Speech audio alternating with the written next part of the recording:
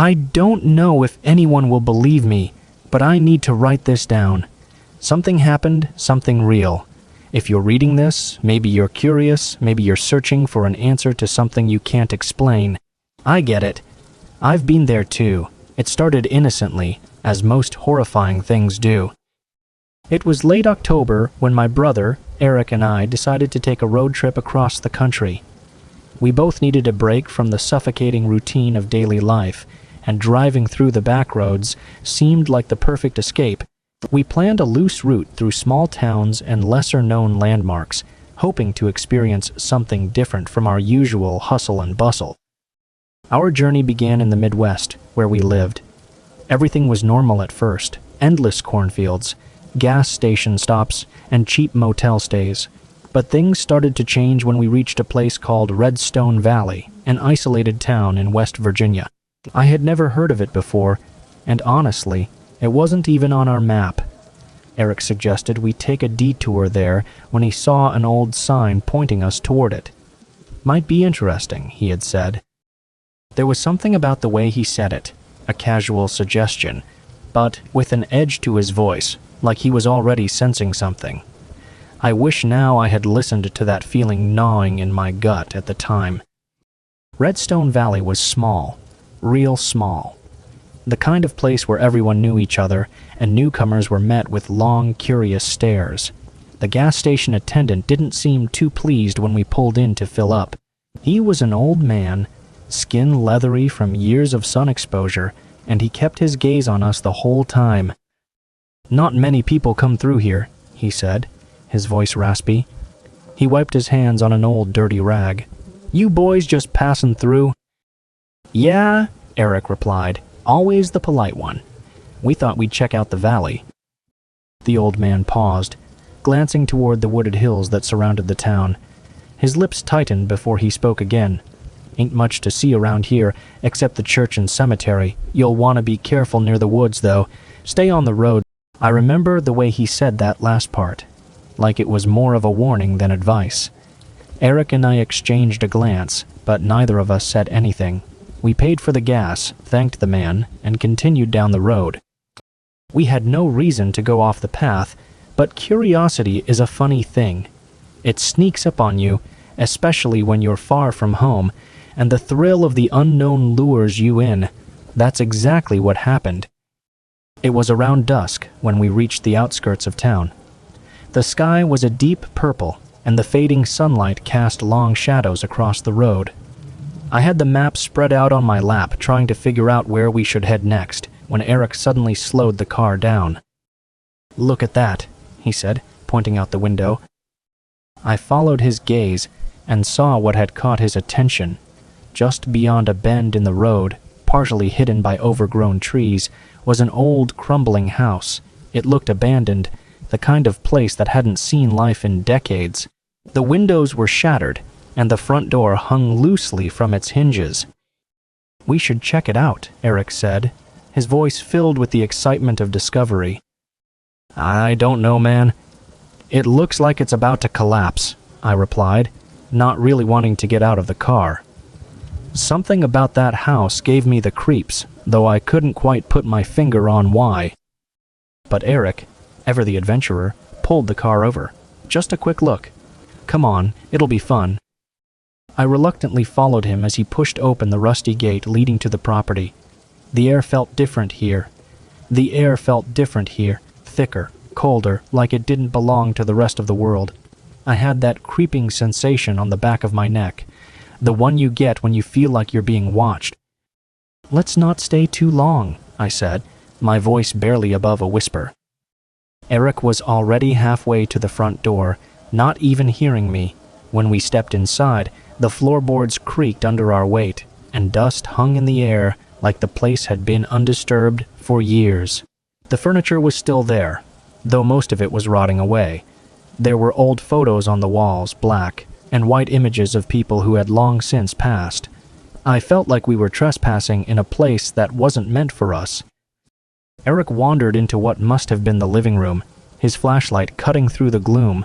I followed, glancing around nervously. Something about the house didn't sit right. It wasn't just the decay. the neglect. It was something deeper, like the air was heavy with memories that didn't want to be disturbed. We explored for a while, moving through the house cautiously. Every step we took echoed eerily, the creaks of the old wooden floors sounding like whispers. That's when we heard it. At first, I thought it was my imagination, a soft, almost imperceptible sound. But then it came again, clearer this time, whispering, faint like it was coming from the walls themselves. "You hear that?" I asked, my voice tight with unease. Eric stopped, turning his head to listen. "Yeah, sounds like voices." We stood there, frozen, listening. The whispering continued, growing louder but still too faint to make out the words. I could feel my heart racing in my chest, and I wanted nothing more than to leave. "We need to go, man. Now," I urged, my voice trembling. But Eric, ever the skeptic, shook his head. "It's just the wind or something. Don't freak out." I wasn't so sure, but I didn't want to seem like a coward. So I stayed. Big mistake. We continued through the house, the whispering following us like a shadow. The deeper we went, the more unsettling it became. The rooms were decaying. But there was something else, something wrong with the place. It was like the air was alive with, I don't know how to describe it, malice maybe, an unspoken hatred that clung to the walls. It was in the basement where things took a turn for the worse. The door was partially open, and I felt a strong sense of dread wash over me the moment I saw it. But Eric was already heading down the creaky wooden stairs, his flashlight bouncing off the stone walls. "You coming?" he called back. I hesitated for a moment, every instinct in my body screaming at me to leave. But I followed. The basement was small and dark, the walls damp with years of neglect. But what stood out was the symbol carved into the floor in the center of the room. It was large, intricate, and unlike anything I had ever seen before. "What the hell is that?" I whispered, feeling a cold sweat break out on my forehead. Eric crouched down to get a better look, his flashlight illuminating the strange markings. "I don't know. Looks like some kind of ritual thing, maybe." As he said this, I heard the whispering again. Only this time, it was louder, closer. It seemed to come from everywhere at once, surrounding us. I backed up, my heart pounding in my chest. "Eric, we need to go." "This isn't right," I said, my voice shaking. But before he could respond, the temperature in the room dropped sharply. My breath came out in a visible cloud, and the hairs on the back of my neck stood on end. The whispering grew louder, faster, like a cacophony of voices all speaking at once. I couldn't understand what they were saying, but the tone was unmistakable, angry, hostile. Then, without warning, the flashlight flickered and went out, plunging us into complete darkness. Panic set in immediately. I couldn't see a thing, and the darkness pressed in on me like a suffocating blanket. I heard Eric fumbling with the flashlight, cursing under his breath. "Get it working!" I yelled, my voice echoing unnaturally in the small space. "I'm trying," he snapped back. But it was no use. The light wouldn't come back on, and the whispering. It was right there, right next to us. I could feel something in the room with us, something watching, waiting. "Eric, we have to get out of here," I shouted, my voice high with fear. And then I felt it. A hand, or what felt like a hand, brushed against my arm. But it was cold, impossibly cold, and it wasn't Eric. I jerked away, my breath coming in ragged gasps. "There's something here," I screamed, my voice breaking. Eric didn't answer. Instead, I heard him stumble, and then a loud thud as he hit the ground. The whispering stopped suddenly, replaced by an oppressive silence. "Eric?"